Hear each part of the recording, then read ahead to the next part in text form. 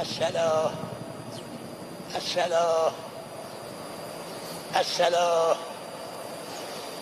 الله أكبر الله أكبر.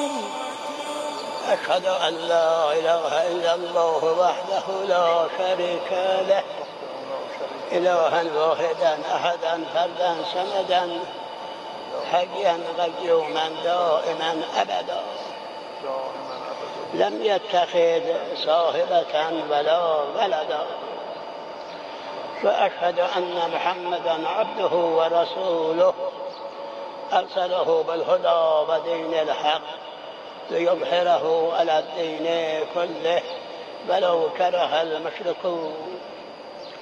وأشهد أن الساعة آتية لا ريب فيها، وأن الله يبعث من في القبور. الله أكبر الله أكبر.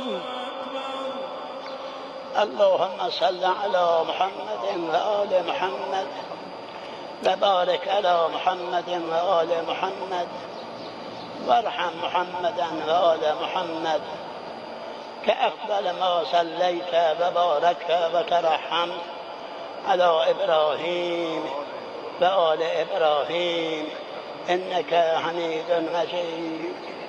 وصل اللهم على جميع الأنبياء والمرسلين والشهداء والصديقين وحسن أولئك رفيقا. الله أكبر الله أكبر. اللهم اغفر للمؤمنين والمؤمنات والمسلمين والمسلمات الأحياء منهم والأموات، تابع اللهم بيننا وبينهم بالخيرات، إنك مجيب الدعوات، إنك قاضي الحاجات، إنك غافر الخطيئات ومبدل السيئات حسنات، إنك على كل شيء قدير. الله أكبر الله أكبر. اللهم إن هذا المسجى قدامنا عبدك وابن عبدك وابن أمتك نزل بك وأنت خير منزول به، اللهم إنا لا نعلم منه إلا خيرا وأنت أعلم به منا. اللهم اغفر له، اللهم اغفر لنا وله، اللهم احشره مع من يتولاه ويحبه، وأبعده ممن يتبرأ منه ويبغضه. اللهم ألحقه بنبيك وألف بينه وبينه، وارحمنا إذا توفيتنا يا إله العالمين.